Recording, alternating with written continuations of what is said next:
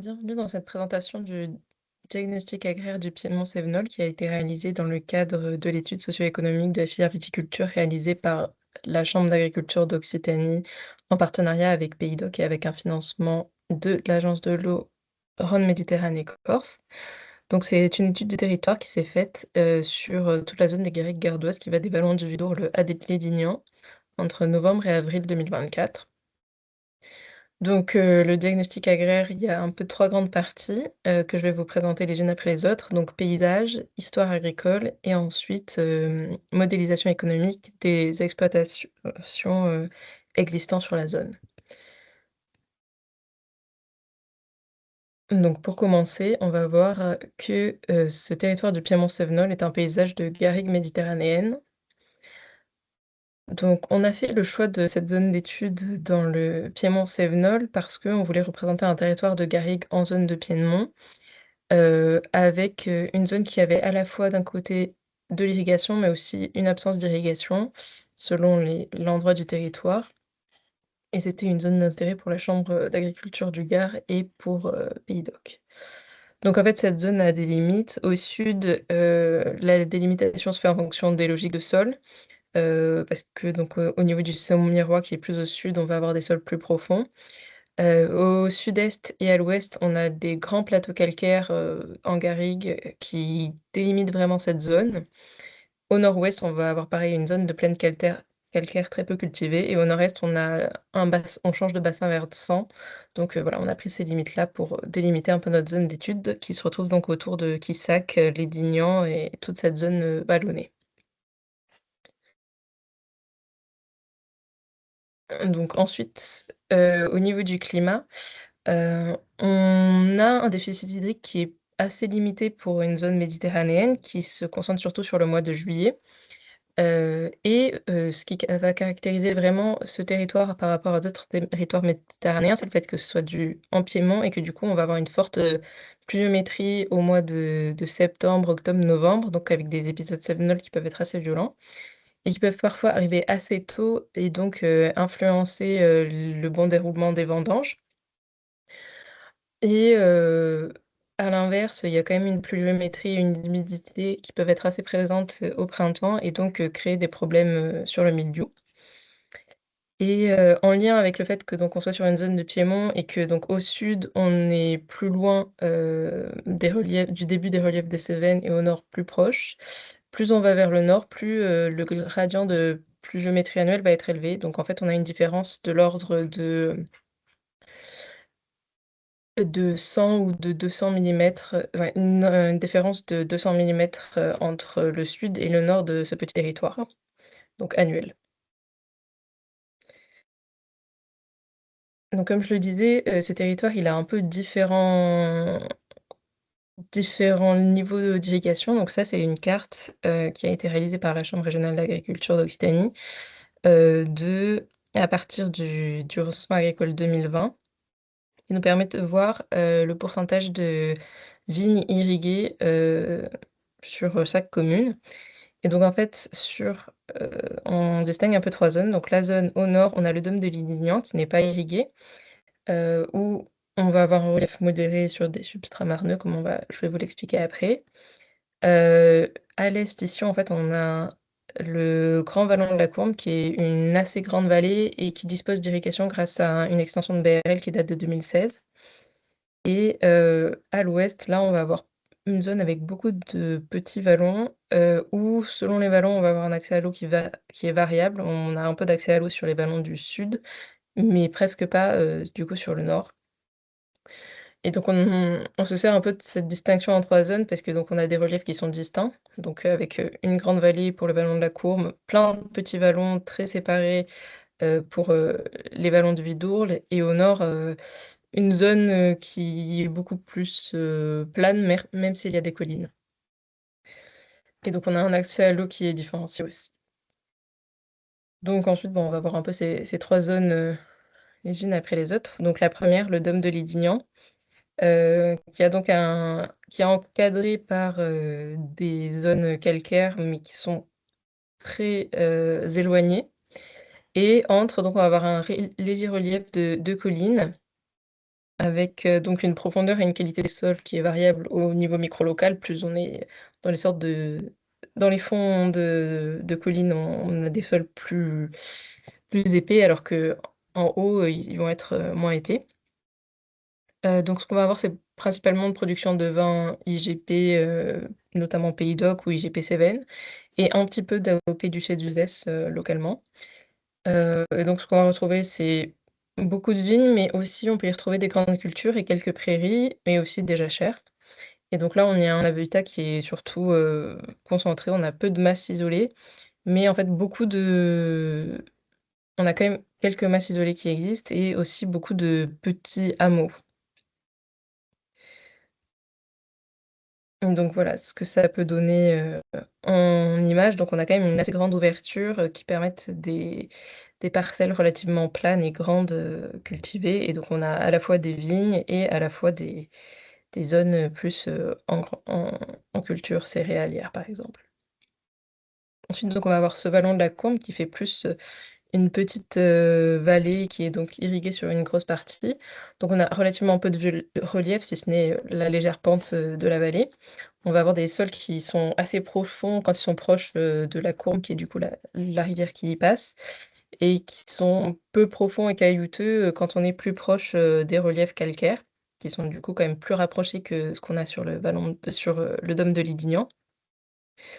Et donc on va y avoir une production de vin principalement IGP, mais on a quelques parcelles qui sont classées en AOP Languedoc, Sommières notamment. Et là, sur cette zone, on a presque exclusivement de la vigne, sauf les parcelles qui sont en rotation, qui sont plus en jachère, dans ce cas-là, ou qui peuvent être cultivées en céréales. Et on a un habitat qui est plutôt, regroupé, même si c'est plutôt des petits hameaux, encore une fois. Et enfin, donc cette zone plus des vallons du Vidourle qui est beaucoup plus, divisée, avec un relief qui est beaucoup plus important, donc avec, ces sommets calcaires qui coupent vraiment, différentes petites, vallées. Et donc on va avoir une profondeur des sols, alluviaux et colluviaux qui peut être, assez importante, quand on est proche du Vidourle notamment. Mais par contre des sols assez peu profonds quand on est plus sur du coteau et encore plus si on est sur les hauts des coteaux, calcaires. Donc là, on va avoir une production de vin IGP surtout sur les fonds de vallée et on a pas mal de parcelles qui sont classées en AOP Languedoc, avec notamment la aussi en sommière.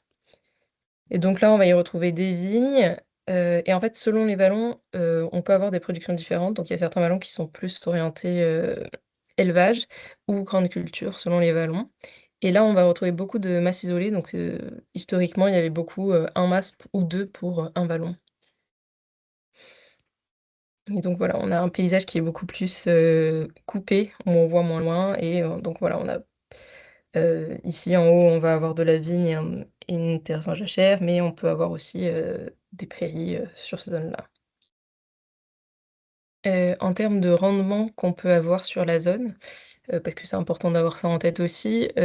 sur les étages, donc sur toutes les zones calcaires qui sont plus en garrigue, c'est parce qu'il y a presque une absence de sol ou des sols vraiment très peu profonds.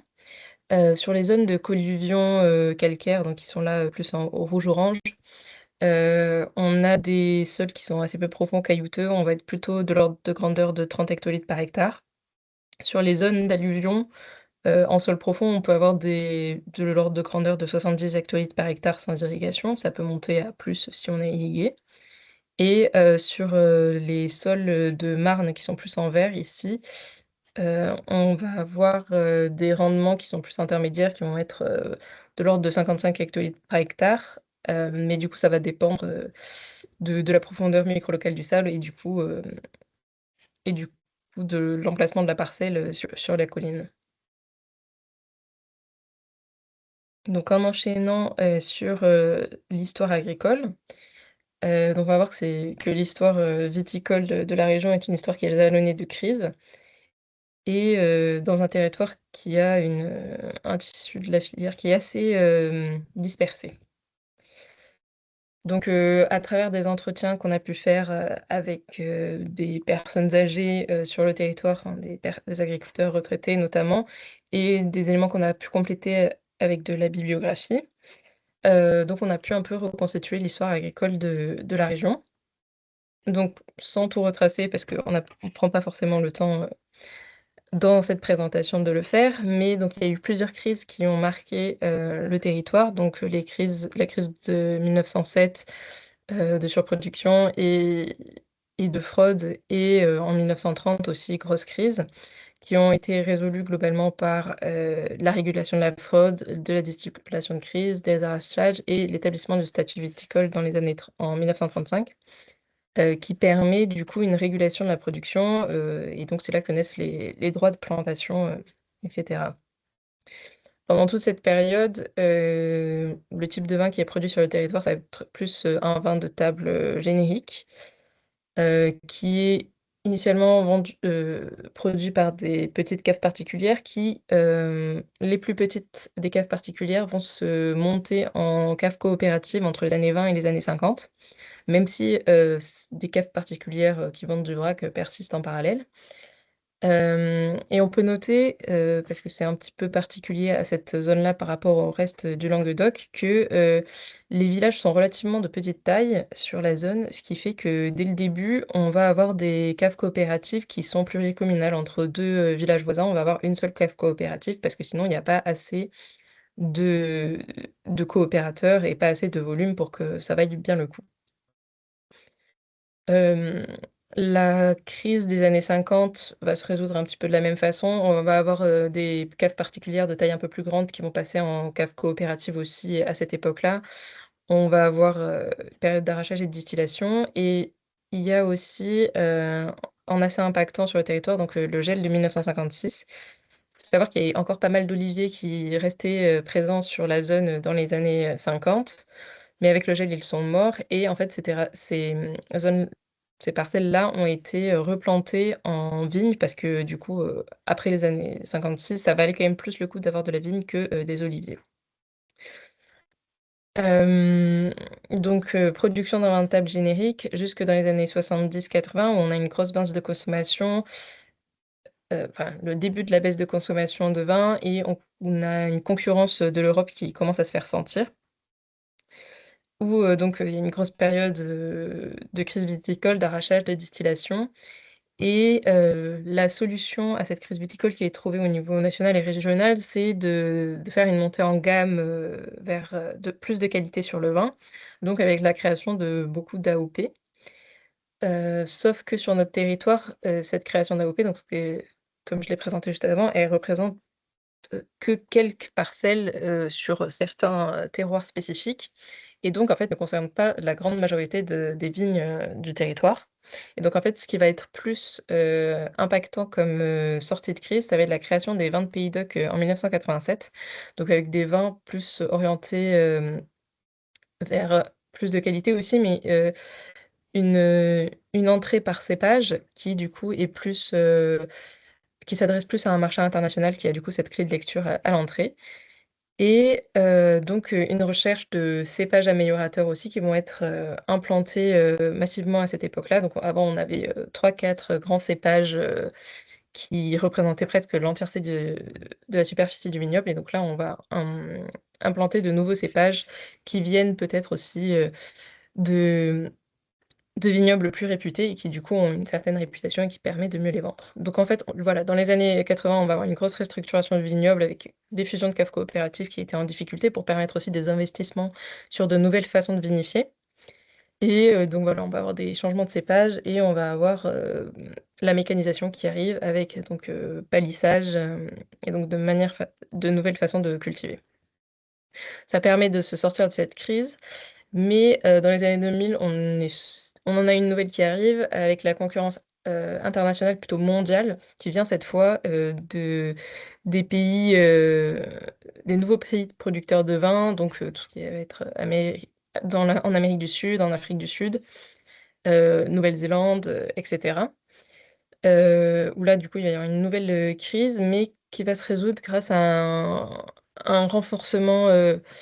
des liens, au négoce avec des partenariats variés pour sécuriser les ventes et hem et donc voilà, la recherche de défendre sa place sur le marché. Hem et aujourd'hui, on se retrouve confronté à une nouvelle crise qui est à la fois, du coup, une crise de vente, du vin, donc dans un contexte, aussi de crise économique plus large où, du coup, les gens achètent moins de vin. Mais aussi, on est dans un contexte de crise, climatique, donc avec des sécheresses de plus en plus fréquentes, sur le territoire, qui impactent aussi donc les rendements et du coup directement les revenus des agriculteurs. Donc ces changements, ils ont aussi influencé le paysage viticole de la région, qui a beaucoup changé au cours du temps. En fait, dans les années 50, on n'était pas encore autant ultra spécialisé en viticulture. Il y avait de la viticulture sur toutes les plaines. Il y avait encore des oliviers qui étaient présents sur les étages de coteaux, notamment et on avait encore de l'élevage qui était présent et qui, pâturait les zones qui sont aujourd'hui en garrigue. Il y a eu une ultra spécialisation du viticole du coup, dans les années 50, suite à la mort des oliviers, à la fin du pastoralisme et du coup avec un gros développement de la viticulture. Donc les garrigues sur les coteaux calcaires se sont refermées et donc dans les années 70, on avait de la vigne partout. Et donc maintenant, après les successions de crises, donc celle des années 70-80, celle des années 2000 et une situation qui a pu rester délicate pour certains, donc il y a eu des arrachages de vignes au fur et à mesure. Il y a plus de surfaces qui sont devenues donc en grande culture, notamment en blé dur avec, l'historique d'aide qu'il y a eu, à partir de 92 et qui s'est un peu plus arrêté dans les années 2000 et où il y a aussi des surfaces qui sont en herbe, qui peuvent être fauchées, mais qui sont plus pour entretenir les terres en attendant d'y replanter de la vigne, plus tard. Et du coup, là depuis, quelques années, on voit un retour des animaux avec, notamment un peu de pastoralisme depuis voilà que quelques années, mais donc c'est un retour. Donc ça, c'est ce que je veux raconter. Donc, on ce type d'étude se repose principalement sur, aller voir beaucoup, d'agriculteurs, faire des entretiens et comprendre, l'historique des exploitations et comment elles se sont adaptées, à chaque, événement qui a touché la zone. Et donc en fait, pour chaque grande période, on fait une typologie des grands types d'exploitations qui sont présents sur, le territoire et comment ils ont évolué, à chaque, période. Donc je vais pas aller, dans le détail de tout, mais donc ce qu'il faut garder en tête, c'est qu'on est quand même sur une zone de production de vin en vrac et du coup, les coopérateurs qui sont là plus dans les tons, rose-violet, ont eu tendance à augmenter leur surface, au fur et à mesure des crises, ce qui a été permis donc dans les années 70 par, la mécanisation et la modernisation et aussi la baisse du prix de la terre, dans un contexte de crise. Et en fait, c'était aussi une nécessité pour pouvoir continuer à se payer, c'était le fait ils étaient obligés d'être plus gros pour pouvoir, continuer à se sortir de cette crise. Il y a eu donc sur certains territoires, l'irrigation a été possible donc très localement dans certains vallons du Vidourle, à partir des années, 2000, c'était possible donc il y en a qui ont eu le réflexe de s'équiper pour, chercher au début plutôt une augmentation des rendements dans les années 2000 et donc ensuite il y a eu une extension en 2016 où certains ont eu le réflexe de s'équiper, mais pas tout le monde et vraiment ce qui était en tête, c'était plus à cette époque-là, le fait de pouvoir un peu juste garder du rendement ou augmenter un petit peu son rendement et en fait, finalement, peu de monde enfin, il y en avait qui l'avaient en tête, mais tout le monde n'avait pas en tête, les questions du déficit hydrique encore, à l'époque et c'est plus, vraiment très récemment que, certains, prennent conscience de ces risques de déficit hydrique estivaux.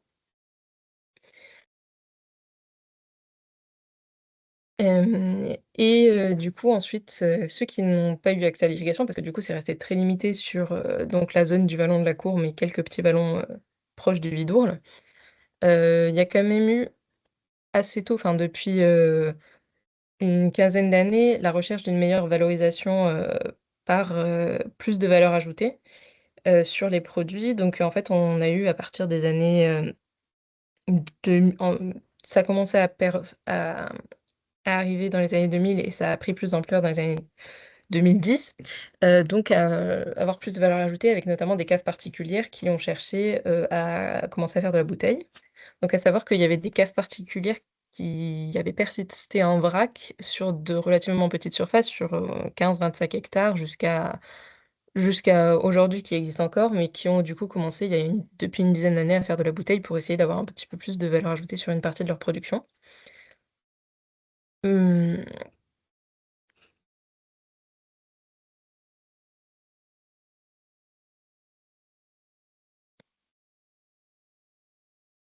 Et il y a quand même malgré tout, des caves particulières qui sont restées en vrac, jusqu'à aujourd'hui sur des surfaces qui sont de moins de 60 hectares, voire même, une trentaine d'hectares, et qui s'en sortaient jusqu'à aujourd'hui avec des partenariats variés, mais qui ont vraiment de plus en plus de mal ces dernières années parce qu'ils travaillent sur des petits volumes et le marché est en difficulté et du coup, c'est en général pas les premiers que viennent voir, les négociants pour acheter leur vin et donc ces dernières années, ils se sont parfois retrouvés obligés de brader leur vin. Donc tout ça, ça a un impact sur la situation agricole, actuelle de ces exploitants et donc bah, ce que je vous propose de voir, c'est, cette 3e étape donc de modélisation économique des différents systèmes de production viticole type qu'on retrouve, sur la zone. Donc pour ça, en fait, à partir des donc là, vous voyez de cet historique, on arrive donc à la typologie un petit peu actuelle, donc avec, des coopérateurs de différentes tailles, des caves particulières de différentes tailles, un profil, mixte, cave particulière, coopérateur, et cetera et donc en fait, pour chacun de ces types-là, on s'intéresse à, combien de personnes y travaillent, combien sont de la main-d'œuvre familiale, hem quels sont les matériels, pour, pouvoir estimer les investissements de ce type d'exploitation? Quels sont les itinéraires techniques? On les décrit et ensuite du coup on peut les modéliser, avec cette estimation des consommations intermédiaires donc, avec toutes les charges, au long de tout au long de l'itinéraire technique. Et ensuite, bah, on s'intéresse, au type de produit, au rendement pour avoir du coup une estimation de la valeur produite, donc du produit brut, de l'exploitation. Donc c'est pour ça qu'on s'intéresse, à sur quel, type de terroir sont situés ces types d'exploitation, parce que du coup, ils vont pas avoir les mêmes rendements et pas les mêmes produits possibles non plus. Et donc voilà, pour chaque, type, on va faire cette modélisation économique, ce qui nous permet après de voir quelle est la valeur ajoutée qui est créée, quels sont les revenus, familiaux et quel levier d'action vont potentiellement avoir ces exploitations. Donc voilà, ça c'était pour mettre sur l'exemple d'un coopérateur, entre 15 et 20 hectares irrigués. Heu, Juste en quelques petites spécificités des itinéraires techniques, sur ce territoire, donc on a quand même une assez grosse sensibilité au mildiou et à l'oïdium. Heu et donc, en lien avec ça, on a un intérêt pour les cépages résistants, mais on a aussi beaucoup de travail sur la structure du sol pour, limiter les problèmes de portance, parce qu'on a pas mal de parcelles qui sont quand même, heu, argileuses et aussi, le travail du sol joue aussi sur, un travail sur la réserve utile du sol parce que, donc il y a beaucoup de zones qui ont pas d'accès à l'eau et il y a quand même du déficit hydrique en été. Mais par contre, il y a quand même beaucoup de pluie qui tombe, en hiver et donc voilà, il y a beaucoup d'agriculteurs qui, cherchent à maximiser, vraiment cette, capacité de garder l'eau dans leur sol. Et donc comme je disais, on a un petit peu de vitipastoralisme qui est revenu depuis quelques années et aussi en historique sur la zone que j'ai pas mentionné, il y a un historique culturel de culture de vigne mère, donc qui est une sorte de sous-produit de la vigne qui est un peu particulier, mais qui reste donc dans l'univers de la vigne. Et donc les cépages, cultivés sont assez diversifiés. C'est plutôt des cépages donc orientés pour, la production de d'IGP Pays d'Oc, donc par cépage. Donc c'est des cépages assez vendeurs, merlot, grenache, syrah, cabernet sauvignon, chardonnay, et cetera. Donc pour chaque, étage, ou chaque terroir, on l'a associé à un rendement, aussi en fonction de s'il est irrigué ou non. Et on a aussi, pris un prix pour, associer à chaque grand type de produit. Donc ça, c'est des prix qui sont basés sur, 2023, non 2024-2025 parce que cette étude a été faite du coup, courant, 2025 avant les vendanges 2025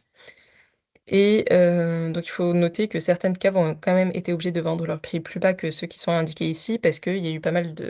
En fait, la crise commence à dater et pas mal de caves, y compris des caves coopératives, sont de relativement petite taille et du coup, comme je le disais, c'est pas forcément les premières que viennent voir les négociants et du coup, il y en a beaucoup qui se sont retrouvés avec, des cuves encore pleines alors que les vendanges arrivaient et du coup, obligés de vider leurs cuves et du coup de brader le vin pour qu'ils puissent, partir, des cuves et pour pouvoir les re-remplir avec les vendanges suivantes. Et donc là, juste les prix, caves particulières, peuvent sembler super élevés, mais c'est parce qu'ils incluent le prix de la bouteille et du coup, en fait, on et de la vinification et en fait, on enlève tout ça, dans la suite des calculs. Et dans les prix, cave coop, il faut enlever les frais de vinification, qui sont de l'ordre de 25 € sur la zone. Donc après tout ça, les principaux indicateurs économiques qu'on utilise, donc ça va être la valeur ajoutée brute qui, du coup, est l'ensemble de ce qui est créé, le produit brut, moins les consommations intermédiaires. On s'intéresse aussi à la valeur ajoutée nette qui est du coup, la valeur ajoutée brute à laquelle on enlève, les dépréciations du capital. Donc c'est un calcul, de dépréciation des investissements en fait, enfin du matériel. Donc, pour, chaque matériel, on fait prix d'achat moins prix de revente qu'on divise par la durée d'utilisation et ensuite on s'intéresse au revenu agricole familial, qui est du coup la valeur ajoutée nette, sur l'ensemble, de l'exploitation, moins les salaires, moins les fermages, moins les taxes foncières, moins les intérêts et auquel on rajoute les subventions agricoles et après on a le revenu agricole familial après MSA auquel on enlève, les frais MSA aussi.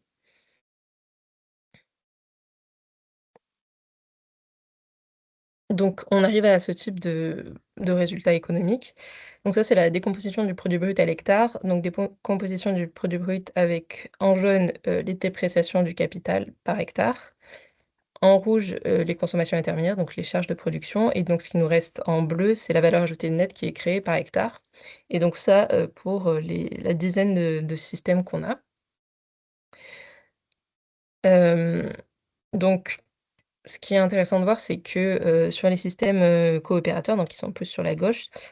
hem, il f ceux qui ont une sécurisation par lot, donc les 2 profils irrigués qui peuvent augmenter leur rendement, peuvent avoir une valeur ajoutée nette qui n'est pas nulle. Ou, s'il y a une sécurisation par le prix, donc là, on a modélisé un coopérateur bio. Alors, j'ai dit bio parce que c'était plus pour, signifier le fait qu'il y ait un prix de vente, plus élevé. C'est pas forcément, toujours le cas, on va voir comment, se comporte le marché, heu, dans les années qui arrivent, mais du coup, c'était le cas, au moment de modéliser ça, mais ça peut être juste la recherche d'une cave coopérative qui rémunère mieux, le vin, au à l'hectolitre. Et donc par contre, le coopérateur qui est sur 15-20 hectares et qui n'est pas irrigué et qui ne peut pas du coup augmenter ses rendements, est du coup en difficulté avec, une valeur ajoutée nette qui est très, très, très faible. Hem, pour les indépendants, on a des produits bruts qui paraissent très hauts pour, ceux qui sont à haute valeur ajoutée, les indépendants sur 15 hectares qui font, que de la bouteille. Alors ça, il faut prendre en considération le fait qu'en général, du coup, ils sont sur de plus petites, surfaces. Il y a beaucoup de travail humain derrière, donc là, c'est juste la valeur ajoutée nette qui est créée à l'hectare, c'est pas du tout la rémunération pour l'instant et il faut savoir que, du coup, il faut trouver sa niche aussi pour pouvoir réussir à vendre ses bouteilles,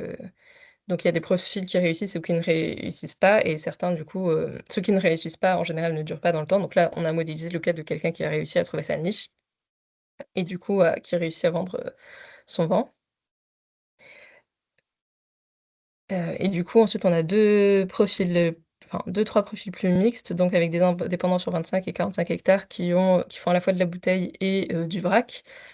Et on a aussi un coopérateur, qui a aussi un petit peu de bouteilles en cave particulière sur, 70 hectares. Donc ça, c'est 3 profils qui sont un peu plus mixtes, qui ont le côté, haute valeur ajoutée et aussi le côté, plus, vrac ou vrac en coopérative. Qui vont avoir des revenus un petit peu similaires entre les 3 et qui s'en sortent quand même un petit peu mieux que ceux qui sont juste, coopérateurs. Donc ce qui est intéressant aussi avec l'irrigation, c'est qu'elle permet de réguler la production. Donc le fait d'être sûr de pouvoir un petit peu, avoir les mêmes rendements d'une année à l'autre, donc il y a pas en situation irriguée, il y a pas de perte de rendement qui ont été constatées, avec les sécheresses, en tout cas, chez les agriculteurs qui ont été rencontrés pour l'enquête. Hem Et il y a aussi les systèmes mixtes qui permettent de réguler la production, en tout cas, de réguler la production de bouteilles. C'est un intérêt pour certaines, caves particulières de garder, une partie de vrac et une partie de bouteilles, en sachant qu'ils continueront à toujours produire la même quantité de bouteilles et ils vont, jouer plus sur, le vrac pour si jamais, bah, il y a beaucoup moins, de production une année, ils produiront moins de vrac cette année-là, mais ils y garderont la même quantité de bouteilles, qu'ils ont pour, leur marché sur lesquels ils peuvent vendre les bouteilles. À noter que sur les profils, mixtes, en général, quand on augmente le pourcentage de bouteilles, hem, sur l'exploitation, on augmente assez vite, la valeur ajoutée nette produite, par hectare parce que donc, les bout une fois qu'on réussit à la vendre, ça peut rapporter pas mal. Et donc un deuxième élément qui est intéressant de regarder, c'est le revenu agricole familial par actif familial. Donc ce qu'on a fait, c'est qu'on a pris, la valeur ajoutée nette qui était par hectare, avant. Donc on a multiplié par le nombre d'hectares de l'exploitation, on a enlevé, les autres frais plus généraux, les salaires et cetera et donc on arrive au revenu agricole familial par actif familial. Donc ce que vous avez, en horizontal là, c'est la superficie agricole, les surfaces agricoles cultivées, en vigne, ramenées à l'actif familial et donc pour chaque ligne, vous avez en fait, chaque, système est représenté sur sa gamme d'existence, donc par un coopérateur qui a entre 15 et 20 hectares, de surface en vigne et donc ce que vous avez en vertical, c'est le revenu agricole familial après, prélèvements, divers et variés et après MSA et donc ce que vous avez ensuite en bleu, c'est le SMIC net 2023 pour avoir un peu, un seuil de survie de comparaison. Donc là, ce qu'on voit, c'est que la situation est délicate pour, beaucoup de systèmes de production. Et finalement, on retrouve un peu, ce qu'on disait avant où sur les systèmes coopérateurs, le fait d'avoir de l'irrigation, ça permet de faire la différence et d'être dans une situation où à la limite on peut s'en sortir et les systèmes mixtes aussi, peuvent, plus facilement, essayer de tirer un peu leur épingle du jeu, mais bon, ça va dépendre de leur capacité à vendre. Et ensuite, voilà, le système indépendant qui est vraiment sur, une très grande, heu, qui va plus que du simple au double en revenu. Ça s'explique parce que du coup, la valeur ajoutée nette créée par hectare est très, très élevée. Donc, entre s'il y a une plus petite surface ou si on est sur la marge un petit peu plus haute de la surface qui peut être traitée par un actif, on va pas avoir les mêmes revenus du tout. Donc ce qui est intéressant aussi avec,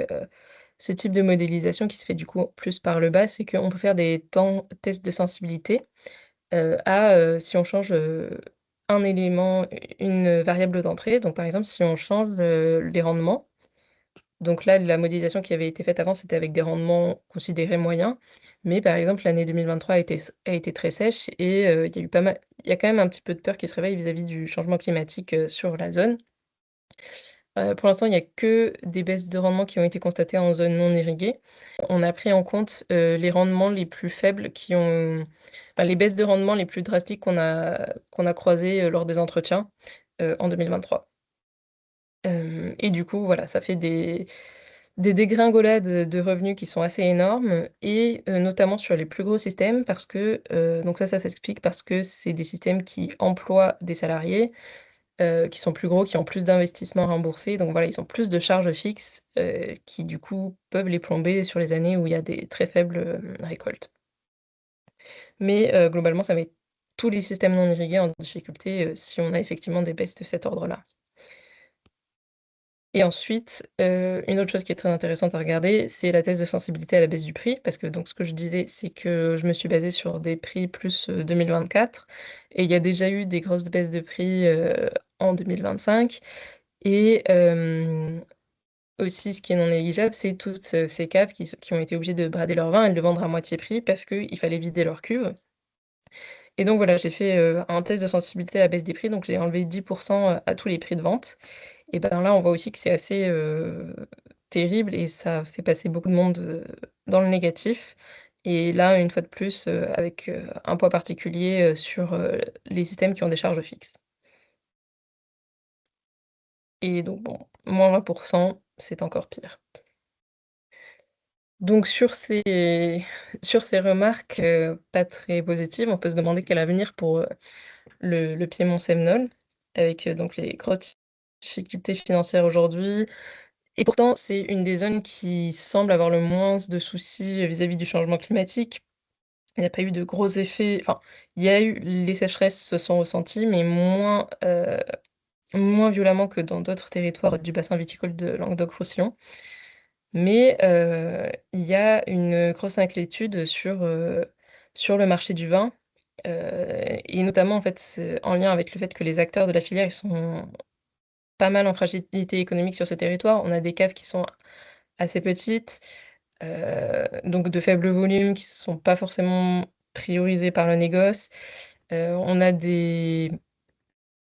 structures qui sont vieillissantes aussi, donc aussi y compris du matériel de vinification qui est vieillissant et qui a des difficultés à faire des investissements parce qu'en difficulté économique aussi et donc ensuite on a aussi ce thème de la baisse de production et du coup, les quelques pistes d'adaptation qui sont mises en place par les agriculteurs sur le territoire, donc ça va être, sur, des pratiques, donc plus, pour, heu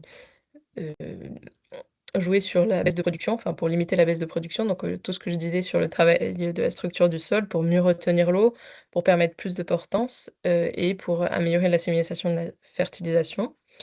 Aussi l'enjeu du retour de l'élevage, donc ce qui est positif pour mettre en valeur des surfaces qui ne sont plus cultivées, les espaces de garrigues,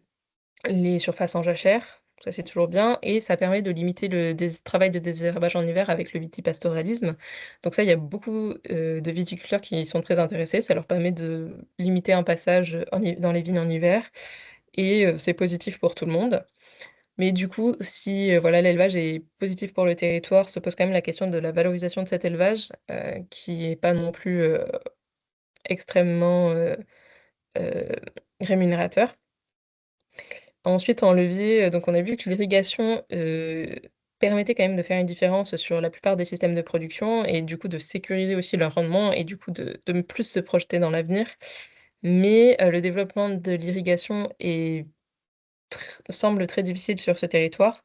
avec, comme seul espoir, plus faisable plutôt des retenues hivernales qui sont, envisagées par certains agriculteurs. Ensuite, on peut envisager des leviers de marché, donc avec, des possibilités de diversifier des marchés, de mettre en valeur certains aspects de qualité qui sont reconnus sur le territoire, sur le fait de sécuriser des contrats pluriannuels avec certains négociants pour éviter de se retrouver dans des situations de devoir vider ses cuves, juste avant les vendanges et cetera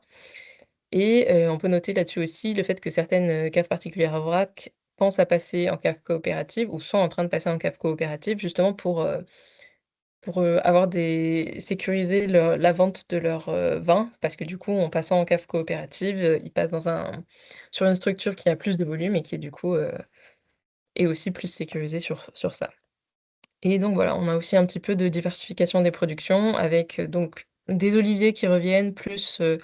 sur les coteaux et plus pour occuper des parcelles en vigne qui ne sont plus vraiment productives ou qui ne valent plus le coup d'être, produites comme ça. C'est pas toujours des oliviers à but de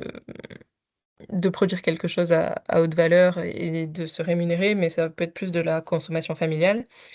On a un petit peu de grandes cultures quand même, et donc de l'élevage et un petit peu de maraîchage qui aussi voit le jour, en zone irriguée et notamment avec des réflexions de certains viticulteurs d'avoir une, production à très haute valeur ajoutée irriguée en maraîchage qui permettent aussi d'avoir une rémunération assez suffisante pour pouvoir se permettre de continuer à avoir de la viticulture à côté. Donc en conclusion, on est sur un territoire, de garrigues, de piémont cévenol, à production de vin IGP vrac historique, qui a eu par le passé des liens avec le négoce assez forts, mais qui aujourd'hui sont en train de se fragiliser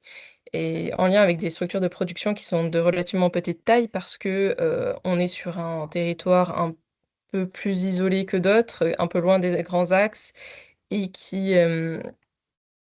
qui a un habitat qui est de petits hameaux et donc, des structures qui n'ont jamais été très grosses et qui auraient qui auraient de la difficulté à fusionner. Hem Et donc, sur le territoire, on a des très fortes inquiétudes vis-à-vis du marché du vin, mais malgré tout, on a quand même, des agriculteurs qui cherchent à s'adapter avec des pratiques en cours d'adaptation au changement climatique et au changement des marchés, donc avec, des réflexions sur les cépages notamment et une recherche de diversification pour, diversifier les sources de revenus. Donc, que ce soit sur, les types de vins produits, que ce soit sur, la culture, d'autres choses, notamment permis s'il y a de l'irrigation, plus difficile s'il n'y a pas d'irrigation et une recherche de diversification qui peut aussi être en agrotourisme, par exemple, mais qui là est limitée, du coup à avoir un certain patrimoine bâti, par exemple, sans quoi c'est plus difficile. Donc voilà, je vous remercie pour votre attention et pour votre temps et je vous souhaite une bonne journée.